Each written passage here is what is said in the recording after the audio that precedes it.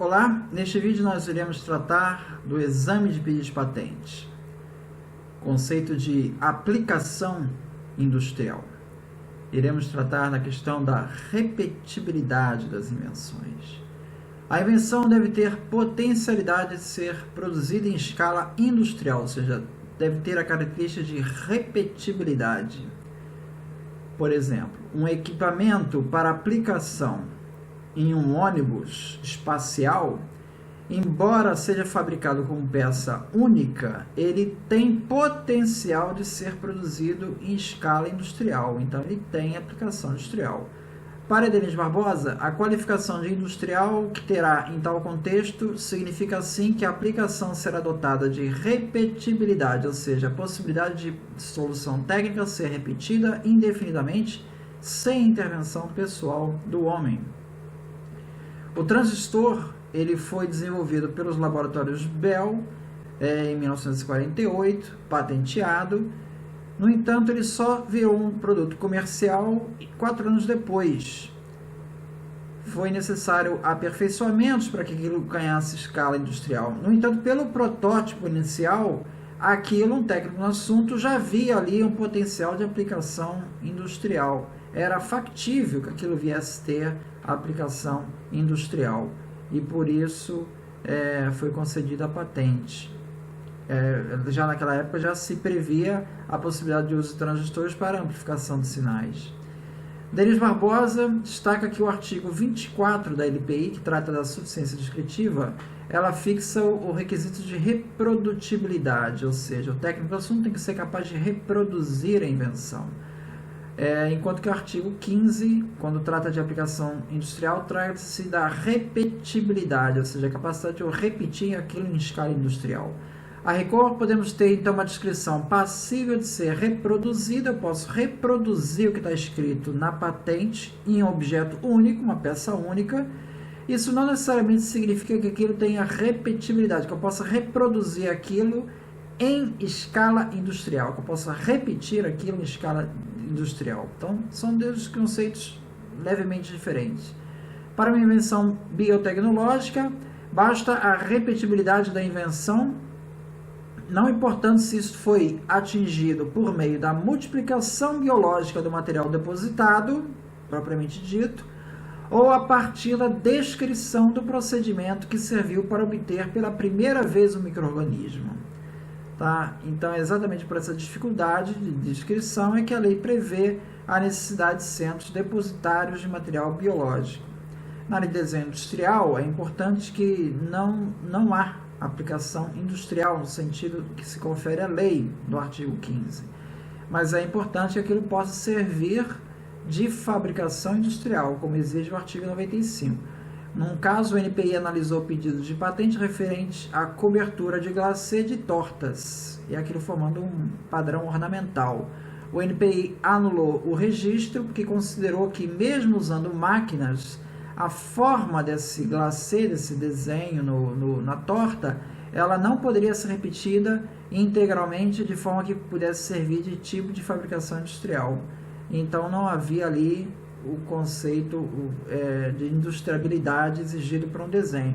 Bom, conclui-se que as exigências de industriabilidade de um desenho industrial, elas são mais rigorosas do que para uma patente de invenção, onde, por exemplo, o método para tingimento de cabelo, que também está sujeito a uma variabilidade, o NPI tem exemplos de patentes concedidos nessa área, assim como o escritório europeu.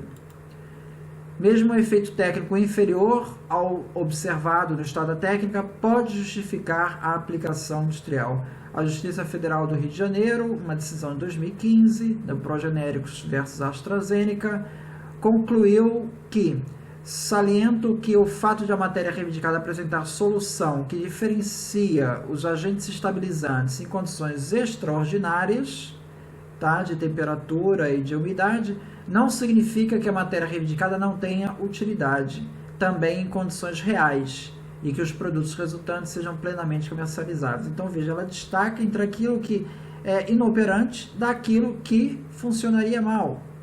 Ou seja, mesmo que não é o melhor, a situação ótima em relação ao estado da técnica, isso não inviabiliza o fato de ter aplicação industrial, continua tendo aplicação industrial.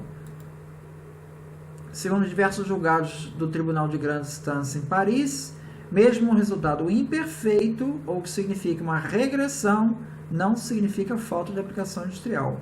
Nos Estados Unidos, Janice Miller destaca que nos casos em que a reivindicação é genérica, de modo que uma de suas possibilidades, de suas possíveis implementações, seja considerada inoperante, isso não tem o condão de tornar a reivindicação genérica como um todo destituída de utilidade. Nos Estados Unidos usa o conceito de utilidade, né?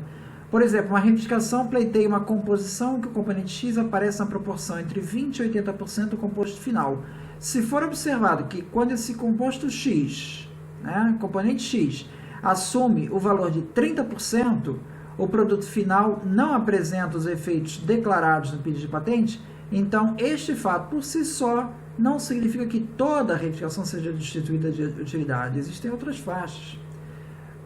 Em um pedido de patente analisado no NPI, ele tratou de uma máquina que aplicava um campo magnético que, sob determinada intensidade e frequência específica, era possível curar o paciente de diversas doenças.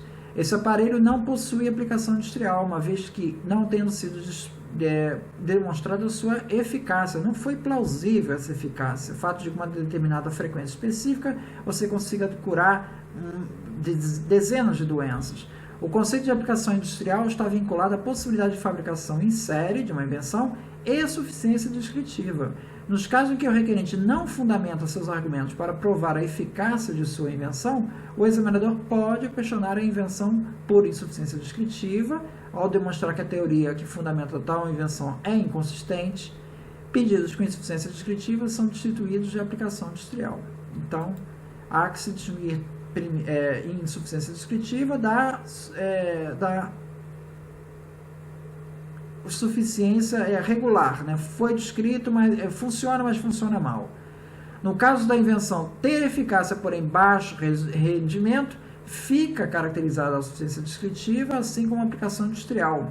No caso do Rudolf Diesel, ele mostrou um motor que funcionava segundo outros princípios, e, no entanto, os primeiros protótipos eles tinham um rendimento muito baixo, muito pior que o estado da técnica. Bom, mesmo assim, foi entendido como tendo aplicação industrial esse motor. Uma confusão comum no exame de aplicação industrial é o examinador avaliar o potencial de aplicação industrial e não propriamente a aplicação industrial da invenção reivindicada. Por exemplo, considere-se uma máquina de teletransporte sem qualquer descrição técnica. A invenção não tem suficiência descritiva. No entanto, o examinador ele poderia dizer que uma máquina deste tipo, se tivesse suficiência descritiva, ele teria aplicação industrial. Bom, essa avaliação está incorreta, né? Você não pode fazer avaliações por hipóteses. Não se pode fazer uma avaliação por hipótese, mesmo pelo que é revelado, mas pelo que é revelado no pedido de patente, tá? Então, há que se ter consideração daquilo que é factível e daquilo que não é factível. Máquina de teletransporte, pelo conhecimento de agora, não é algo factível. Se você não revelar como é, aquilo não tem suficiência descritiva, não tem aplicação industrial.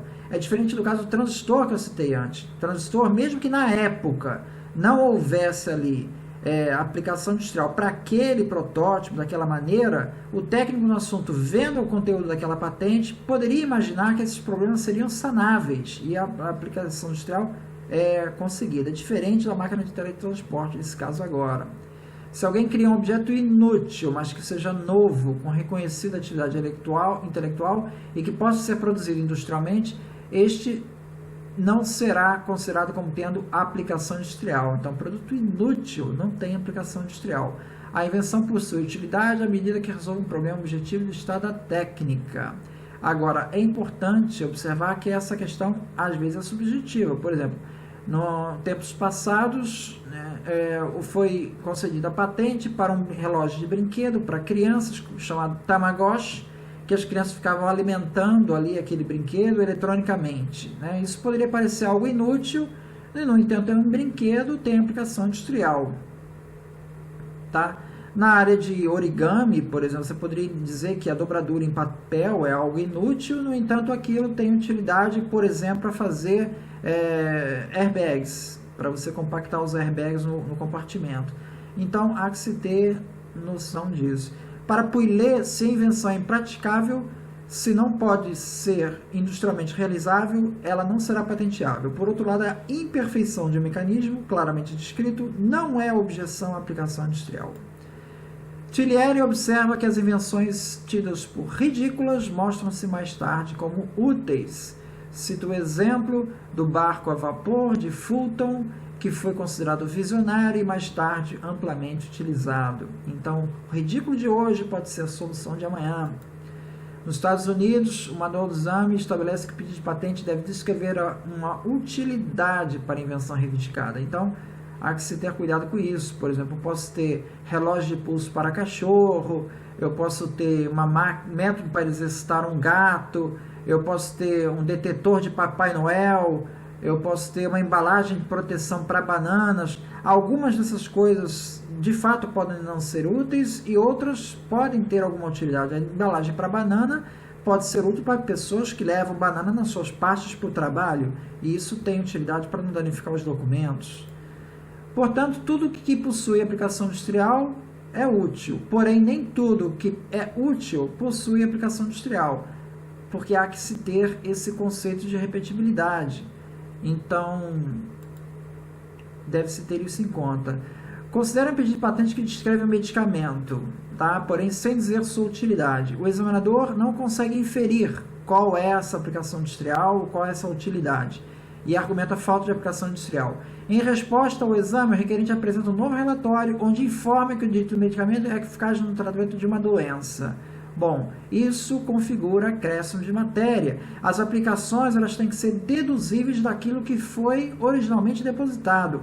Se você tiver um uso que não pode ser deduzido, que não é óbvio a partir do documento original, então isso poderia justificar uma nova patente para um novo uso.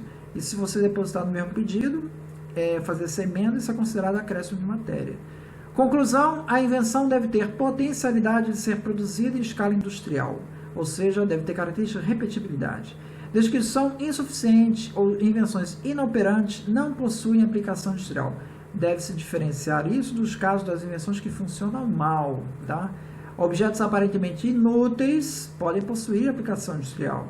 Tudo que possui aplicação industrial é útil, porém nem tudo que é útil possui aplicação industrial. Novos usos que justifiquem a aplicação industrial podem ser inseridos se forem passíveis de ser deduzidos do depósito original. Caso contrário, se forem novos usos surpreendentes, isso poderia justificar novas patentes. Isso é considerado acréscimo de matéria. Muito obrigado.